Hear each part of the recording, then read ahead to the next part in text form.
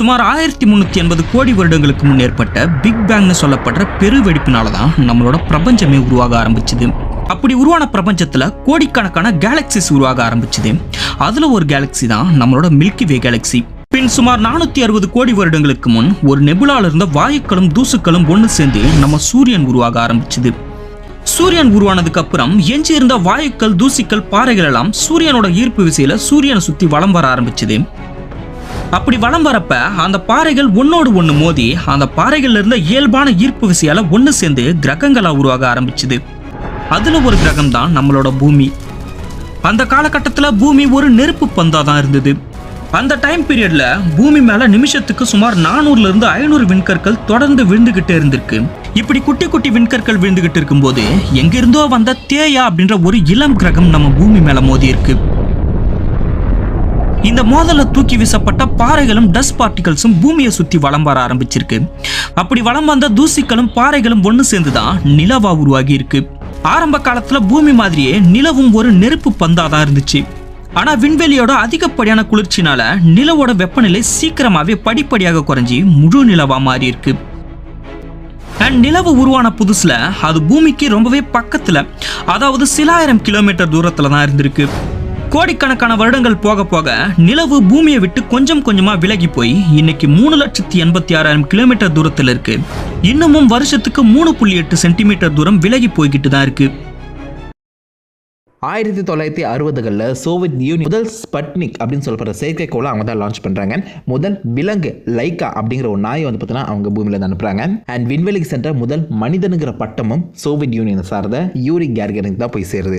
அமெரிக்காவை சேர்ந்த John F Kennedy அந்த சமயத்தில் பிரசிடென்ட்டாக இருந்தவர் ஓப்பனாக ஒரு அறிக்கை 40,000 மக்களுக்கு முன்னாடி விடுறாரு. முதல் மனிதனை நான் நிலவுக்கே அனுப்ப போகிறேன்னு சொல்லி 3 பேரை பற்றி நான் சூஸ் பண்ணுறாங்க. Neil Armstrong, Buzz Aldrin and Michael Collins. இவங்க 3 பேரை சூஸ் பண்ணியாச்சு. இப்போதைக்கு ஒரு மிக பிரம்மாண்டமான ராக்கெட்டுமே பார்த்தீங்கன்னா உருவாக்கியாச்சு. சாட்டர்ன் 5 கிட்டத்தட்ட 363 அடி உயரம் கொண்டுள்ள அந்த சாட்டர்ன் 5 பூமியிலிருந்து இந்த 3 பேருமே சேஃபா ஸ்பேஸ்ல கொண்டு போய் இறக்குற வேலையை மட்டும் தான் பண்ண போகுது. ஜூலை 16, 1969 கரெக்டாக அந்த பூமியிலிருந்து ராக்கெட் வந்து பார்த்தீங்கன்னா கிளம்புது. ஸோ இப்போதைக்கு அதிவேகத்தில் அந்த நிலவை சுற்றி அவங்க கொஞ்சம் கொஞ்சமாக இறங்கிட்டு இருக்காங்க. நீல் ஆம்ஸ்ட்ராங் பார்த்தீங்கன்னா ரொம்பவே பொறுமையாக, அவரால் எவ்வளோ முடியுமோ அவ்வளோ பொறுமையாக அந்த மொத்த லூனார் மாடியூலுமே பார்த்தீங்கன்னா சேஃப் அண்ட் செக்யூர்டாக அந்த நிலவோட தரைப்பகுதியில் இறக்குறாரு. எதிர்பார்த்த மாதிரி நம்ம நீல் ஆம்ஸ்ட்ராங் தான் பார்த்தீங்கன்னா ஃபர்ஸ்ட் கீழே இறக்குறாரு. அவருடைய முதல் காலடி தடத்தை நிலவின் மேலே வைக்கிறாரு. அதை தொடர்ந்து பஸ் ஆல்ட்ரின் கிட்டத்தட்ட 15 நிமிடங்கள் கழிச்சு தான் பார்த்தீங்கன்னா வெளியில் வராரு. தேவைப்படுற எக்யூப்மெண்ட்ஸை நீல் ஆம்ஸ்ட்ராங் கிட்ட கொடுக்கறது மட்டும் இல்லாமல் இந்த பஸ் ஆல்ட்ரின் கிட்டேயுமே ஒரு எக்யூப்மெண்ட் இருக்கு, அஃப்கோர்ஸ் கேமரா. ஏன்னா அப்போலோ 11 மிஷனில் கிட்டத்தட்ட நீங்கள் பார்க்குற எல்லா ஃபோட்டோஸ், நிலவு சம்மந்தப்பட்ட எல்லா ஃபோட்டோஸுமே எடுத்தது பஸ் ஆல்ட்ரின்.